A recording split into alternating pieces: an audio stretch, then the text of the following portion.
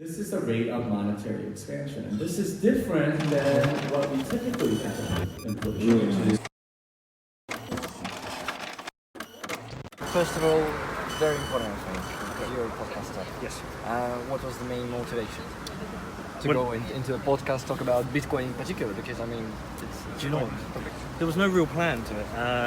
I was writing about Bitcoin poorly, not very well at all, and trading, but not knowing what I was doing. And I've got a friend who's got a podcast, and he's in LA, and I was in LA, and I just said to him, I'm thinking of doing one. He was like, yeah, do it. So I didn't really think it through, bought the equipment, set it up, and didn't really take it seriously for certainly the first 3 months, and then suddenly it just got its own momentum. So there's no real big plan behind it, but here we are 2 years later, and it's going all right. amazing. And what would you say was the hottest topic in 2019 that you did? Oh, hottest topic.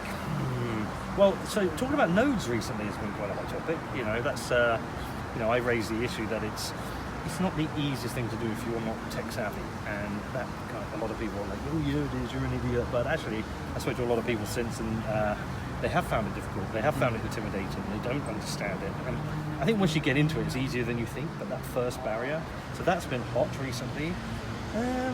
I think, probably that recently. That's what comes to mind. Okay. And you said, well, at the beginning it's a little bit hard to get the grasp of it. So would you say that educational bit about Bitcoin, about the infrastructure, about why it's important, is it important, this education? Education is the most important thing, and Bitcoin being decentralized, the education is decentralized. It's just bits and pieces everywhere. So if you want to learn about it, you go on YouTube or Google and you search, or you go on Jameson Locke's website, or listen to my podcast, and you collect bits. But it's not like there's any unified resource that just takes you from knowing nothing to being an expert. So you kind of got to figure out yourself, and I'm going to approach this.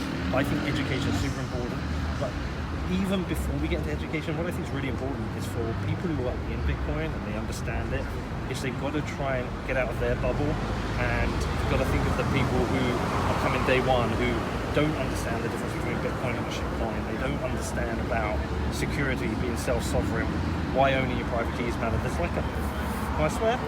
Yeah. There's a fuckload you need to understand, and I think some people just have way too high expectations of newcomers coming in. I don't even like saying the word noob, so I just think that's insulting, but I just think there's beginners, and we need to help them. I see. And last question, just a yes or no. Should you invest in Bitcoin? Yes, and this is financial advice. Thank you very much. Thank you very much.